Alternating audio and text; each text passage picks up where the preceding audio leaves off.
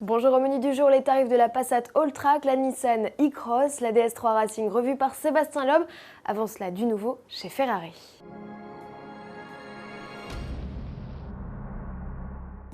Dans une semaine ouvre le salon de Genève, un événement très important pour Ferrari. La firme cheval Kaoré y dévoilera en effet sa GT la plus puissante de tous les temps. La F12 Berlinetta, remplaçante de la 599 GTB Fiorano, bénéficie d'une version améliorée du V12 de la FF. Le bloc développe 740 chevaux, soit 82 plus que la berline 4 roues motrices, et un couple hallucinant de 690 Nm. De quoi faire tourner la tête au chrono. Elle réclame 3 secondes 1 pour atteindre 100 km/h et 8 secondes 5 pour passer la barre des 200.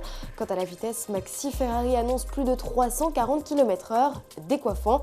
Le missile crédité d'un chrono de 1 minute 23 sur la piste d'essai de Fiorano s'adjuge sans conteste le titre de Ferrari de route la plus rapide de tous les temps.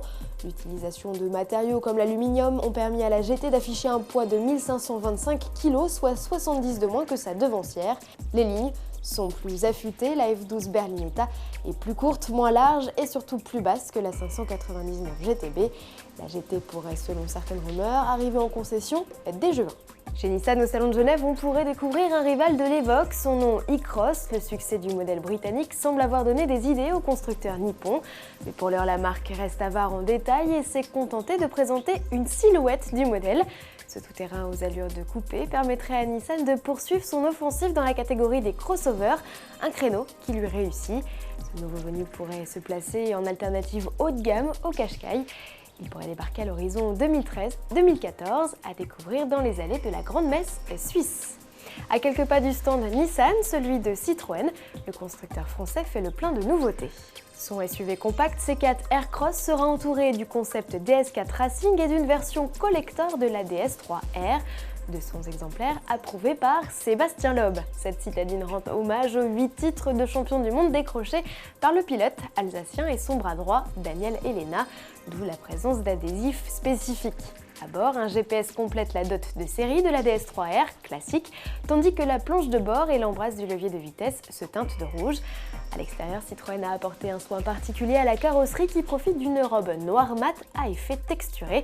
Une citadine de 200 chevaux qui ne devrait pas s'échanger à moins de 30 000 €. Toujours à propos de tarifs, Volkswagen envoie la note pour la Passat Alltrack.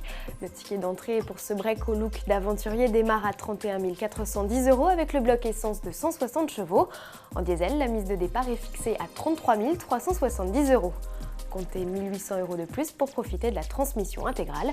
4 roues motrices que l'on retrouve d'office sur les versions essence 210 et diesel 170 chevaux, également pourvues d'une boîte à double embrayage.